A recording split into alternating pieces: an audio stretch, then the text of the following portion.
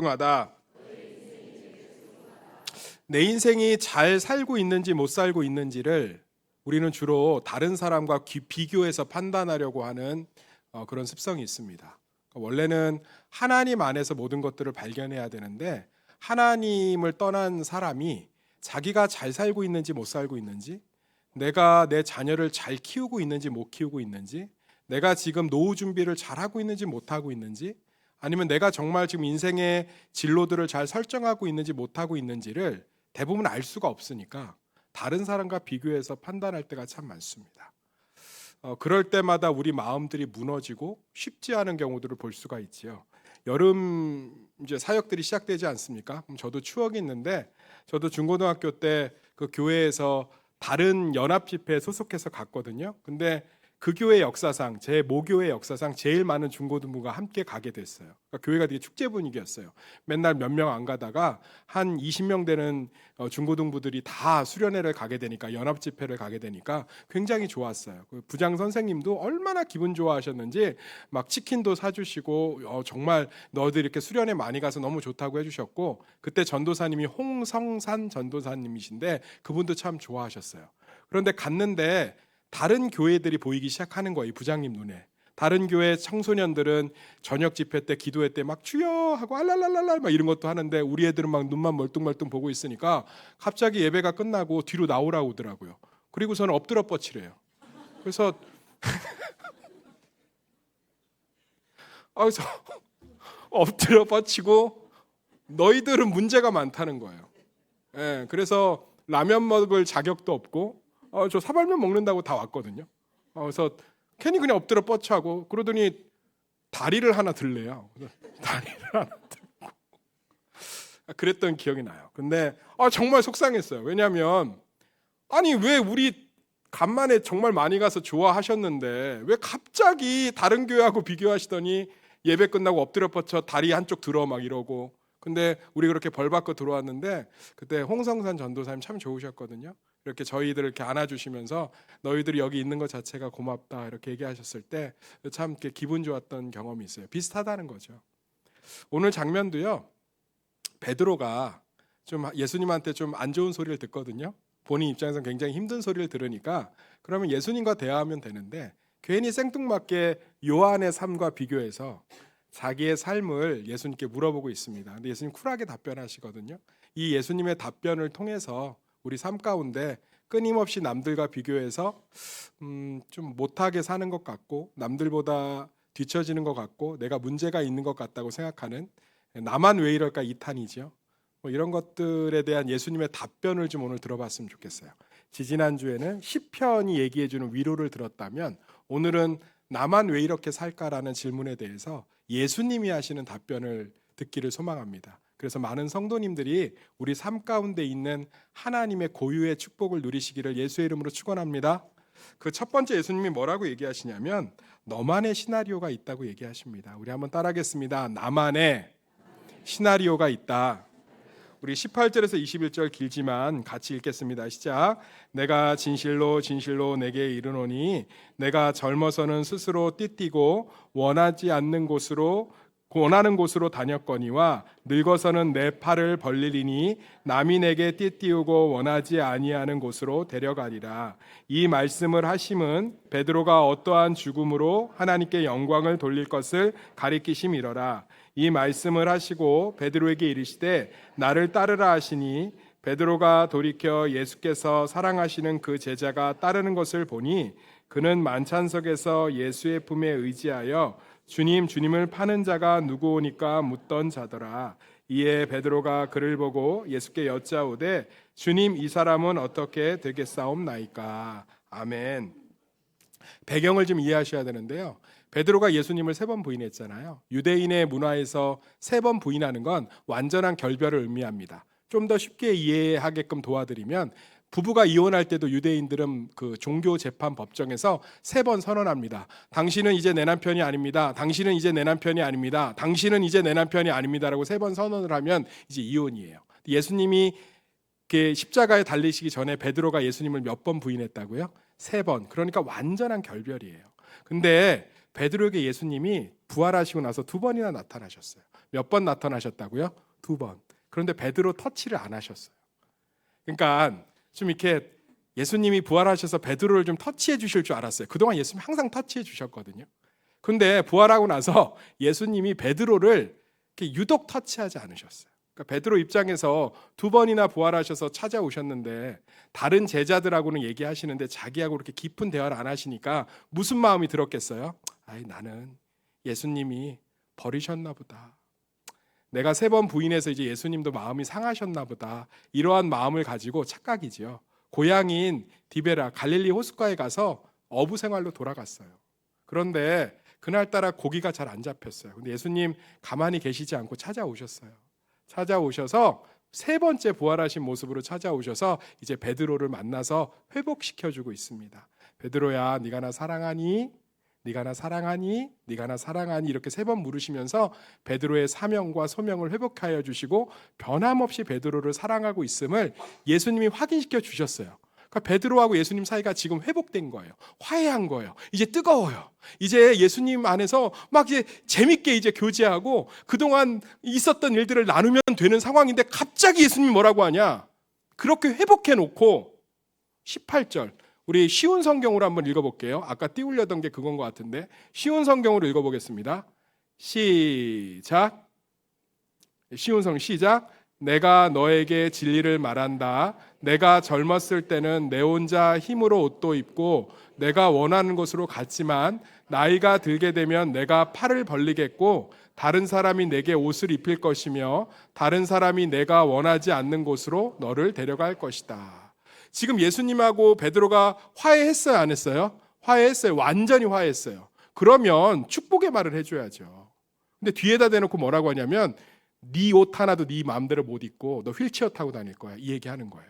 더 쉽게 얘기할까요? 영건이하고 저하고 선교 문제로 싸웠어요.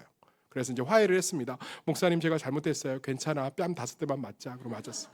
그리고 이제 서로 화해했어요. 그런데 제가 목사님 이제 앞으로 우리 잘해봐요. 그리고 나가는 뒤에다 대놓고 뭐라고 하는 거예요? 영건이 내 말 똑바로 들어. 너 휠체어 타니고 평생 다닐 거야. 너 양발 한 짝도 네 마음대로 못 신을 거야. 저주받을지어다. 이런 거예요. 그러니까 베드로 입장에서 깜짝 놀라겠죠. 이게 무슨 말이야? 근데 사실 예수님께서는 아주 귀한 메시지를 주신 거예요. 베드로 네가 스스로 나를 너무 사랑해서 나중에는 네 마음대로 살지 않을 거야 라고 얘기를 한 건데 베드로는 그 말을 들었을 때 너무 상처가 되고 힘이 되니까 주변에 있는 요한, 사도 요한을 비교하면서 자신의 이 안 좋은 평가를 예수님에 대한 부정적인 이야기를 어떻게든 제대로 바꿔보려고 비교하기 시작했어요. 그래서 뭐라고 묻냐면 예수님 저 사람은요 하면서 요한을 가리킵니다. 그때 예수님 뭐라고 하시냐면 우리 22절 읽어볼까요? 22절 시작. 예수께서 이르시되 내가 올 때까지 그를 머물게 하고자 할지라도 내게 무슨 상관이냐? 너는 나를 따르라 하시더니 예수님이 쿨하게 얘기합니다. 너는 너의 길을 가면 된다. 사랑하는 성도님들, 하나님은요 각 사람의 지문이 다 다른 것처럼 각 사람에 대한 하나님의 계획이 있는 줄 믿습니다. 각 사람에 대한 하나님의 시나리오가 있어요. 그래서 하나님은 그것을 가지고 우리를 각자대로 인도하십니다. 그래서 남을 비교할 필요가 없어요. 베드로는 오늘 예수님의 말씀처럼 50대에 순교했습니다. 십자가에 스스로 거꾸로 매달려서 기쁘게 하나님 앞에서 자기 생명을 드리고 순교했어요. 그렇지만 오늘 예수님이 말씀하신 대로 사도 요한은 천수를 누렸어요. 100세 때까지 살았습니다. 그러면 베드로의 인생은 구겨진 인생이고 사도 요한의 인생은 행복한 인생이었을까요? 그렇지 않아요. 사도 요한이 이 요한복음을 사도 요한이 썼잖아요. 사도 요한이 100세 때까지 살면서 보지 못할 거 다 보고요. 겪지 못할 걸 다 겪었어요. 교회가 무너지는 것도 다 봤고요. 자기가 사랑하던 형님들, 사도들 다 순교하는 거 다 봤고요. 밤못섬에 갇혀서 얼마나 모진고등을 당했는지 초대교회 문헌에 보면 사도 요한이 노년에 하도 이 후유증, 핍박받은 후유증 때문에 숨이 차서 설교를 제대로 못해서 설교를 딱 한마디만 하고 내려갔대요. 저도 그랬으면 얼마나 좋겠어요. 그죠? 아유, 목사님 올라오셔갖고 설교 한마디만 하고 항상 한마디만 하고 힘이 들어서 사람을 의지해서 내려갔다고 합니다. 사랑하는 성도님들, 베드로의 눈에 볼 때는 자기가 일찍 죽고 내 마음대로 다니지도 못하고 내 마음대로 옷 하나도 입지 못하는 내 인생이 천수를 누린다고 예수님이 얘기한 저 사도 요한보다 못한 것 같지만 실제로 뚜껑을 열어보니까 결과를 보니까 베드로는 베드로대로 하나님께서 사용하시고 요한은 요한대로 아름답게 사용하신 줄 믿습니다. 사랑하는 성도님들, 우리 삶은요 하나님이 주시는 각자의 시나리오가 있는 거예요. 그것들을 우리가 받아들일 때 우리 삶에 있는 하나님의 은혜들을 누릴 줄 믿습니다. 다른 사람과 비교해서, 다른 교회 성도와 비교해서, 다른 구역들과 비교해서, 다른 팀들과 비교해서 안동팀은 대마팀을 비교하고 대마팀은 저렇게 잘 먹는데 안동팀은 왜 이래? 저기는 소갈비 먹는데 우리는 왜 돼지갈비야? 그게 아니고 우리는 우리의 몫이 있다는 거예요. 안동팀은 대부분 체중이 좀 많잖아요. 그러니까 하나님께서 적게 먹게 하는 거죠. 건강을 위해서. 대마팀은 삐쩍 말랐잖아요. 그러니까 하나님께서 더 먹이시는 거죠. 사랑하는 성도님들, 제가 웃으라고 얘기했지만 우리 삶은요 하나님 앞에 아주 고유한 우리만의 하나님의 계획이 있는 줄 믿습니다.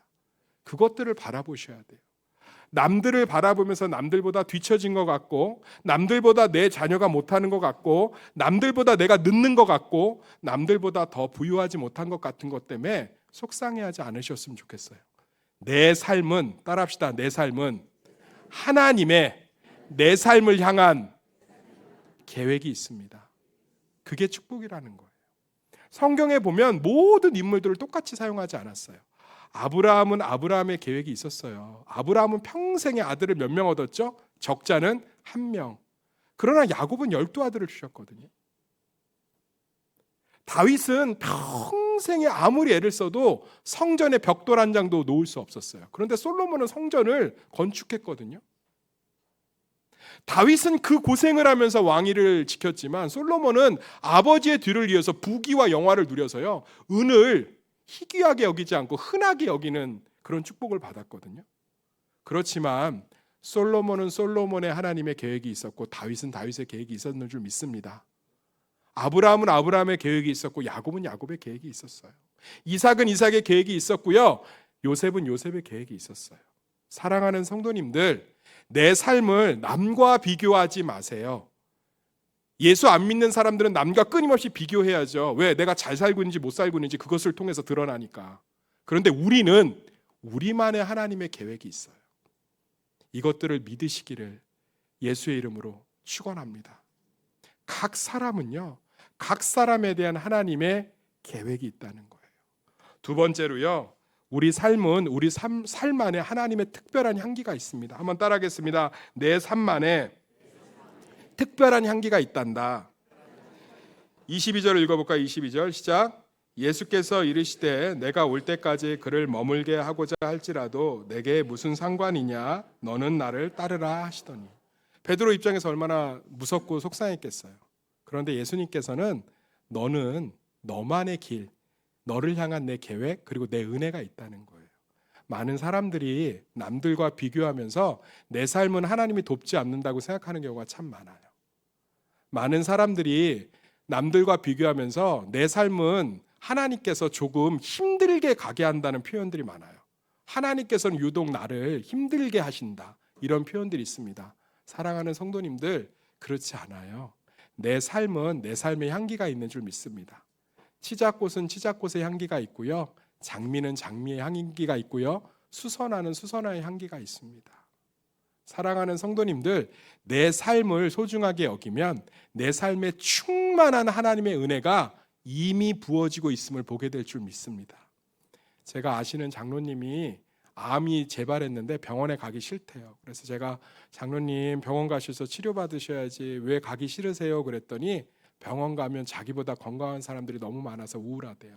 그래서 제가 장로님의 시선으로 이렇게 병원 로비를 봤더니 막 목발을 짚고 뛰어다니는 사람부터 시작해서 휠체어로 막 드리프트를 하고 뭐 그런 사람들이 있어요. 그러니 얼마나 그걸 보면서 왜 나만 이렇게 아플까? 왜 나만 더 아플까? 그래서 제가 장로님 기도해드리면서 얘기했어요. 장로님 삶에는 장로님을 향한 하나님의 위로와 향기가 있습니다. 근데 이 장로님이 그걸 믿음으로 받으시더라고요.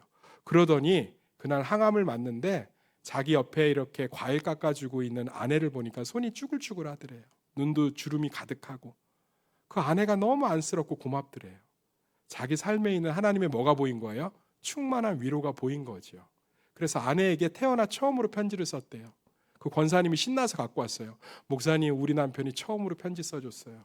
그때부터 이분이 편지 쓰는 거에 맛을 들려갖고 저한테도 쓰시고 성도들한테도 다 쓰시고 담임 목사님한테 쓰시고 얼마나 주변을 소중하게 여기시고, 그리고 편지를 제가 2통인가 받았는데 내용이 점점점 감사가 넘쳐요.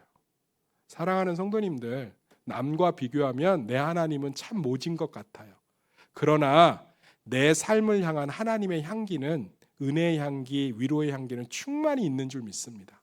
그걸 바라보시면 하나님께서는 지금도 변함없이 우리의 삶을 함께하고 계신 줄 믿습니다. 베드로 입장에서 얼마나 무서웠겠어요. 그래서 예수님에게 얘기하잖아요. 예수님, 저 사람은 어떻게 돼요? 왜 나만 그렇게 돼요? 그랬더니 예수님 뭐라고 합니까? 내가 올 때까지 그를 머물게 하고자 할더라도, 쟤는 천수를 누리게 할지라도 너하고 무슨 상관이 있니? 너는 너의 은혜가 충만히 있을 텐데. 내가 너의 삶을 향한 충만한 은혜가 있을 텐데 너는 뭘 그렇게 걱정하니? 사랑하는 성도님들, 내가 남들보다 조금 가난하면 하나님의 채우심이 더 있는 줄 믿습니다. 내가 남들보다 조금 약하면 하나님의 강하심이 더 있을 줄 믿습니다. 내가 남들보다 좀 아프면 하나님의 치유하심이 더 강하게 나타날 줄 믿습니다. 내 삶은요, 내 삶 안에 하나님의 은혜의 향기가 있어요. 그것들을 바라보시기를 예수의 이름으로 축원합니다. 마지막으로요, 다 모두의 십자가가 있어요. 한번 따라하겠습니다. 모두의 자기 십자가가 있단다. 23절 읽어볼까요? 23절 시작. 이 말씀이 형제들에게 나가서 그의 제자는 죽지 아니하겠다 하였으나 예수의 말씀은 그가 죽지 않겠다 하신 것이 아니라 내가 올 때까지 그를 머물게 하고자 할지라도 내게 무슨 상관이냐 하신 것이라. 이 요한복음을 누가 썼다고요? 요한이. 그 요한에 대한 얘기잖아요. 쟤는 천수를 누리리라. 23절이 요한이 답을 쓰는 거예요. 어떤 마음으로 썼겠어요? 사도 요한이 50살 때, 그러니까 사도 요한이 40세 때 베드로가 죽었거든요. 40에서 50살 때 베드로가 순교했단 말이에요. 그리고 50년 정도를 더 산 거지요. 그런데 이 요한복음을 쓰면서 무슨 생각을 했겠어요? 아이고, 우리 형님 그때는 나하고 비교하면서 나는 일찍 죽고 너는 천수를 누리니 좋겠다고 얘기하셨는데 나는 형님이 더 부럽소. 50년 더 살면서 다 봤잖아요. 못 볼 꼴, 고난 다 겪었잖아요. 베드로는 오히려 천국에서 뭐 하고 있을까요? 거봐라, 먼저 온 내가 제일이다. 사랑하는 성도님들, 베드로는 베드로의 십자가가 있어요. 순교의 십자가. 요한은 요한의 십자가가 있습니다. 버텨내야 되고 살아내야 되고 살아남아야 되는 십자가가 있었어요. 하나님은 생각보다 공평하셔서요, 모든 사람에게 다 맞는 십자가를 주신 줄 믿습니다. 다 십자가가 있어요. 우리가 겉으로 볼 땐 그렇게 안 보이는 거죠. 저희 교회에서 고난에 대한 내성이 다 달라요. 어떤 사람은 작은 고난만 와도요, 크게 반응하는 사람이 있는 반면에 어떤 사람은 깊은 고난이 와도 이렇게 잘 반응하지 않는 사람이 있습니다. 숨기는 것과는 달라요. 고난에 대한 소화 능력이에요. 바늘에 찔려도 어떤 사람은 뭐 이렇게 하면서 막 응급실 가자 그러고, 뭐 파상풍 걸린다느니 뭐 이거 이제 나 죽을 수 유서 쓰는 사람도 있어 막 그러면서.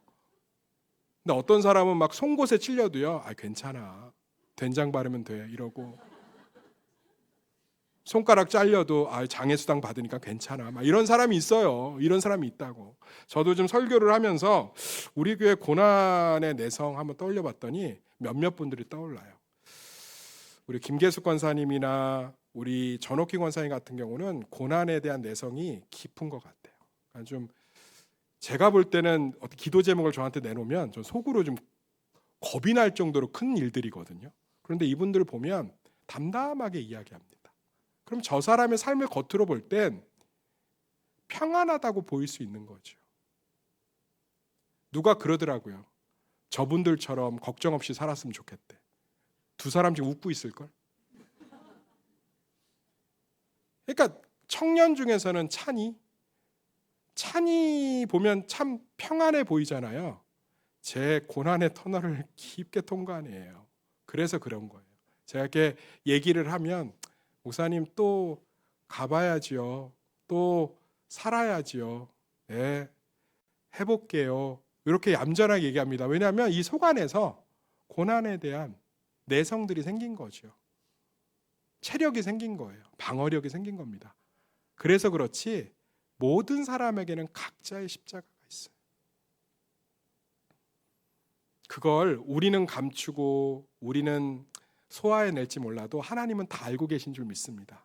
그래서요, 각자의 십자가가 있는 거예요. 요한이 어떤 마음으로 이걸 기술했겠어요? 예수의 말씀은 그가 죽지 않겠다 하신 것이 아니라 내가 올 때까지 그를 머물게 하고자 할지라도 내게 무슨 상관이 있냐 하신 것이라. 아유, 그때 예수님이 하신 건 나 이렇게 끝까지 다 참고 견디라고 주신 거니까.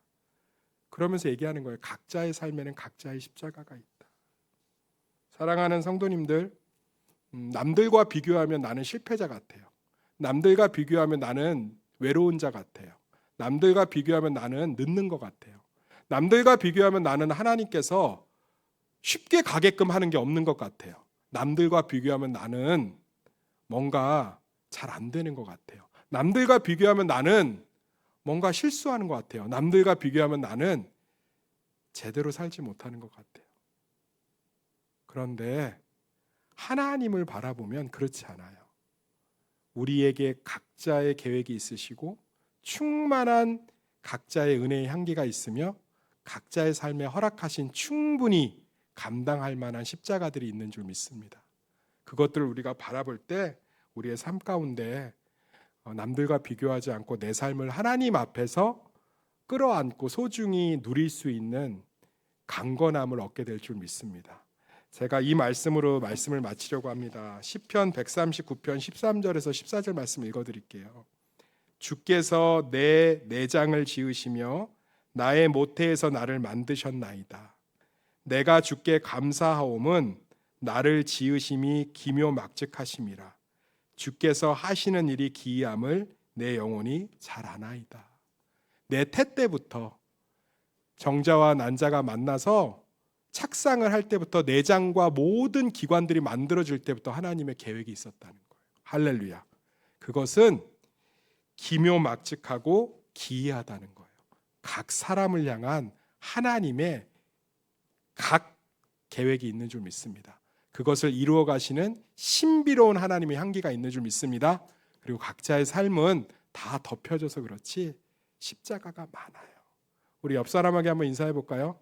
나도 십자가 엄청 많아요. 다시 한번 인사해 봅시다. 말 안 해서 그렇지 나도 죽을 만큼 힘들어요.